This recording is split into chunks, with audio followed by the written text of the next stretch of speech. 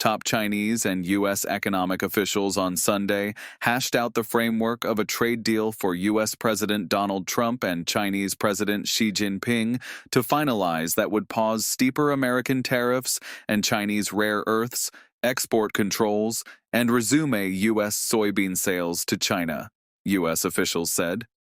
U.S. Treasury Secretary Scott Bessent said the talks on the sidelines of the ASEAN summit in Kuala Lumpur had its own interests and rights, Lee said through an interpreter.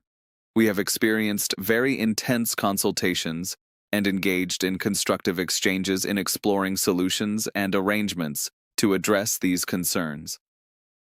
Trump arrived in Malaysia on Sunday for a summit of the Association of Southeast Asian Nations, his first stop in a 5-day Asia tour that is expected to culminate in Thursday's face-to-face with Xi in South Korea, essential for high-tech manufacturing from electric vehicles to semiconductors and missiles.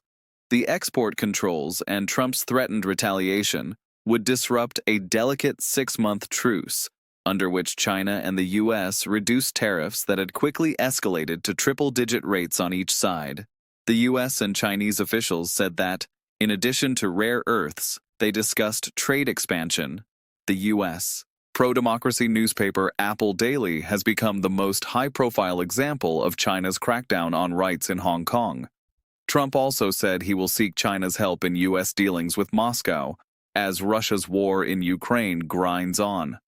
Tensions between the world's two largest economies flared in the past few weeks as a delicate trade truce, reached after a first round of trade talks in Geneva in May, eliminated the threat of Trump's 100% tariffs on Chinese imports starting November 1. Bessent said he expects China to delay implementation of its rare earth minerals and magnets licensing regime by a year while the policy is reconsidered. Chinese officials were more circumspect about the talks and offered no details about the outcome of the meetings. Trump and Xi are due to meet on Thursday. Fentanyl crisis, U.S. port entrance fees, and the transfer of TikTok to U.S. ownership control. Bessent told NBC's Meet the Press program that the two sides have to iron out details of the TikTok deal, allowing Trump and Xi to consummate the transaction in South Korea. Talking points with Xi include soybeans, Taiwan.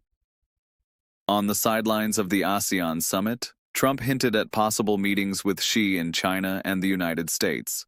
After the weekend talks, Trump struck a positive tone, saying, "I think we're going to have a deal with China." Trump had threatened new 100% tariffs on Chinese goods and other trade curbs starting on November 1 in retaliation for China's expanded export controls on rare earth magnets and minerals.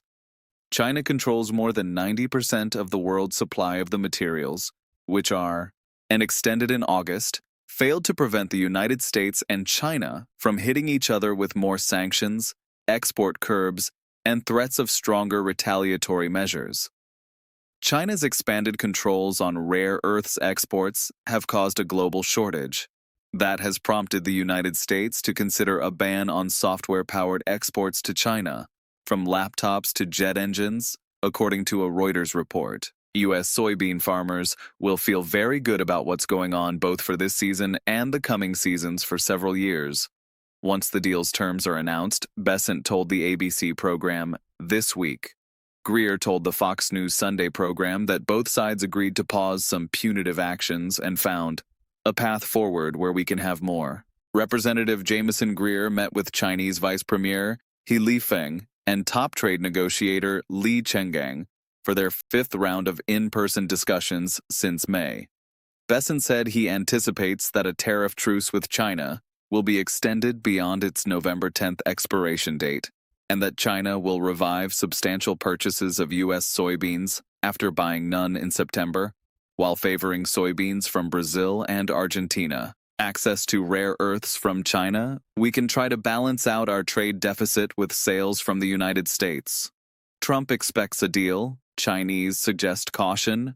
China's Li Chenggang said the two sides reached a preliminary consensus and will next go through their respective internal approval processes. The U.S. position has been tough, whereas China has been firm in defending. We've agreed to meet. We're going to meet them later in China, and we're going to meet in the U.S., in either Washington or at Mar-a-Lago, Trump said. Among Trump's talking points with Xi are Chinese purchases of U.S. soybeans, concerns around democratically governed Taiwan, which China views as its own territory, and the release of jailed Hong Kong media tycoon Jimmy Lai.